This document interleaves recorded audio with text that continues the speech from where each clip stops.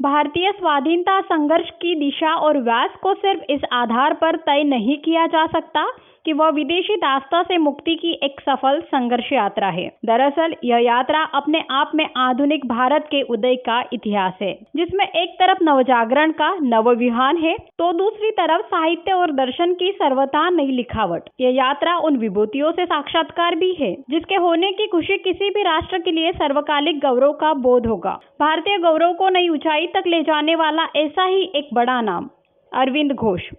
उनके पिता का नाम केडी घोष और माता का नाम स्वमलता था। वे एक प्रभावशाली खानदान से ताल्लुक रखते थे।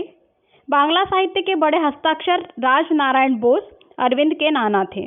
उनके पिता डॉक्टर थे। अरविंद खुद आरंभ से आध्यात्मिक प्रकृति के थे और उनमें मां के साहित्य अनुराग का असर काफी पहले से देखने लग गया था।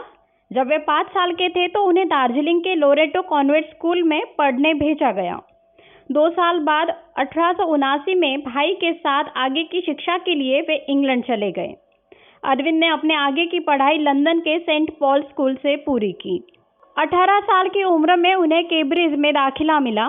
यहाँ उन्होंने स्वयं को यूरोपीय क्लासिक्स के एक छात्र के तौर पर प्रतिष्ठित किया। पिता की हसरत पूरी करने के लिए उन्होंने सिविल सेवा की परीक्षा उत्तीर्ण की। हालांकि घुड़सवारी के जरूरी इम्तिहान में वे खरे नहीं उतरे।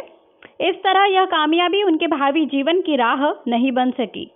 1893 में अरविंद स्वदेश वापस लौटे और बड़ौदा के एक राजकीय विद्यालय में उप प्रधानाचार्य बन गए।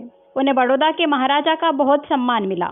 इस दौरान ग्रीक और लैटिन भाषाओं पर अपनी महारत का विस्तार उन्होंने संस्कृत और बांग्ला साहित्य और दर्शन तक किया। बंग भंग की घोषणा से आहत होकर उन्होंने अपनी नौकरी से इस्तीफा दे दिया। इसके बाद क्रांतिकारी आंदोलन में उनकी सक्रियता बढ़ती गई। प्रसिद्ध अलीपुर बम कांड अरविंद घोष के जीवन में एक अहम मोड़ साबित हुआ। 1 वर्ष के लिए वे अलीपुर सेंट्रल जेल के एकांत कारावास में विचाराधीन कैदी के तौर पर रहे। यही उन्होंने अपने भविष्य के जीवन का स्वप्न देखा, जिसमें भगवान ने उन्हें एक दिव्य मिशन पर जाने का आदेश दिया। उन्होंने कैद की इस अवधि का उपयोग गीता की शिक्षा का गहन अध्ययन और अभ्यास के लिए किया। चित्तरंजन दास ने अरविंद का बचाव किया और एक यादगार सुनवाई के बाद उन्हें बरी किया गया। अपनी रिहाई के बाद उन्होंने प्राणायाम और ध्यान का अभ्यास शुरू किया। 1910 में वे कलकत्ता छोड़ पौंडीचेरी चले आए। वही बाद में उन्होंने एक आश्रम की स्थापना की। पौंडीचेरी में 4 साल तक योग पर ध्यान केंद्रित करने के बाद 1914 में अरविंद ने आर्य नामक दार्शनिक मासिक पत्रिका शुरू की।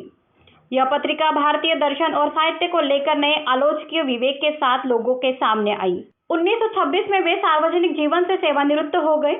यह उनके जीवन का वह दौर था जब वे आध्यात्मिक अभिन्नता के साथ नए भारत का सूर्योदय देख रहे थे। स्वाधीनता उनके लिए अब विदेशी दास्ता से मुक्ति भर नहीं थी, बल्कि वे मनुष्य की दिव्यता को प्रखर देखना चाहते थे और इस लिहाज से वे अवरोध और अज्ञान को दूर करना चाहते थे।